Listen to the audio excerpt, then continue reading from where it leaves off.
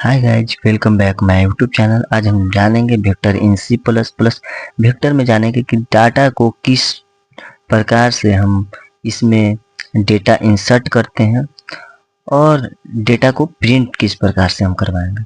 तो पहले हम हेडर फाइल को क्या किए, यहाँ पे इंक्लूड किए Hutch include iostream.h Hutch include vector using name space std जो लगता है वो सीन और सी आउट के लिए ये लाइब्रेरी का पार्ट है।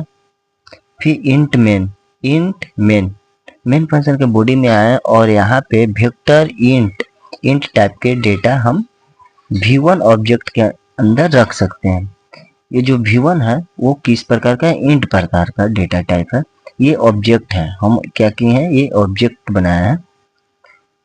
फिर यहाँ पे C out current capacity is v1 dot capacity, इसको हम कॉल किए हैं, कैपेसिटी को हम कॉल किए हैं। इसके बाद क्या है, इंडेल के मतलब न्यू लाइन में हम चले जाएंगे।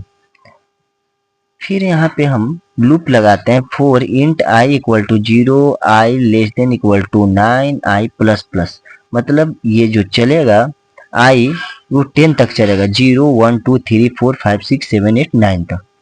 9 तो 0 से 9 10 डेटा ये कवर करेगा। v1 dot push back, v1 को कॉल किए ऑब्जेक्ट को और पुश बैक फंक्शन को, v1 dot push back function को कॉल किए और यहाँ पे 10 इंटू आई प्लस 1 डेटा हम क्या किए, इंसर्ट किए, इसमें रखें पुश बैक में। मतलब 10 इंटू आई का मान कितना हो जाएगा, 0 प्लस 1 10 हो जाएगा। इसके बाद आई के फिर प्लस प्लस होगा तो आई 1 हो जाएगा।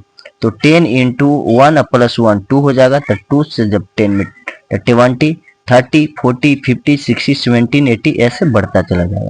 और फिर हम यहाँ पे ये करंट कैपेसिटी, यहाँ पे कैपेसिटी यहाँ पे 0 रहेगा क्योंकि यहाँ डेटा कुछ रखा हुआ नहीं था।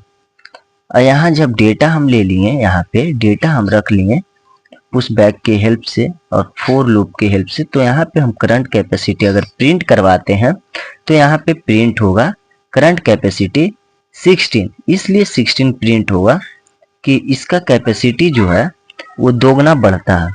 मतलब कहने का मतलब इसका कैपेसिटी 1 है तो ये 2 हो जाएगा। क्या हो जाएगा, 2 हो जाएगा। कहने का मतलब कि ये 1 था तो ये 2 हो गया, ये क्या हो गया 2। अब 2 से डायरेक्ट 4 हो जाएगा। क्या हो जाएगा 4। 4 से डायरेक्ट क्या होगा 16 ब्लॉक बनेगा। इस प्रकार से ये दोगुना हो जाता। तो ये क्या हो जाएगा, कैपेसिटी यहाँ 16 होगा। प्रिंट करके भी देखेंगे हम, 16 हो जाएगा। इसके बाद फोर लूप लगाएं, for loop i equal to 0 i less than v1 dot size i plus plus, और फिर यहाँ प्रिंट करवा दिए इंड एल। अब वी आई का वैल्यू, जो वी आई के पास कंटेनर में वैल्यू जाएगा वो क्या हो जाएगा, प्रिंट होता चला जाएगा।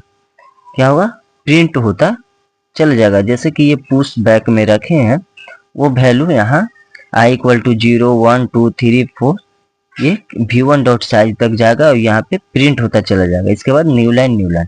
अब हम आ गए इंसर्ट में। इंसर्ट किस प्रकार से करते हैं, तो vector int scope resolution iterator एक पॉइंटर के जैसा। इटरेटर क्या है, पॉइंटर के जैसा, जिसका नेम हम रख लिए IT। इटरेटर के हेल्प से IT नेम रख लिए। अब equal to v1 dot Bing, जो शुरू वाला है वो क्या IT में चला जाएगा। इसके बाद इंसर्ट करते हैं v1 dot insert IT plus 3। कहाँ पे हमको इंसर्ट करवाना है, ये वैल्यू को हमको इंसर्ट करवाना है।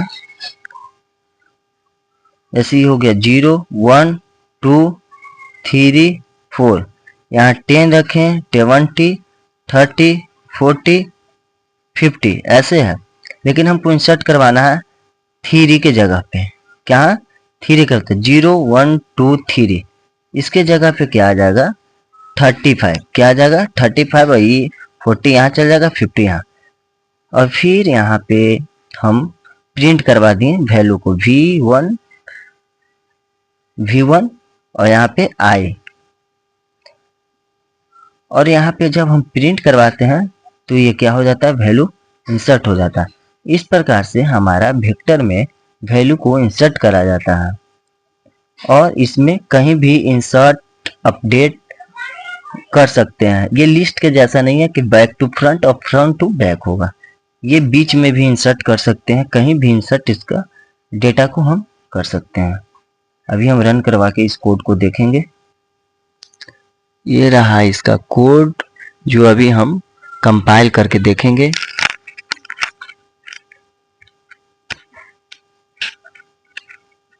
अब रन कराते हैं।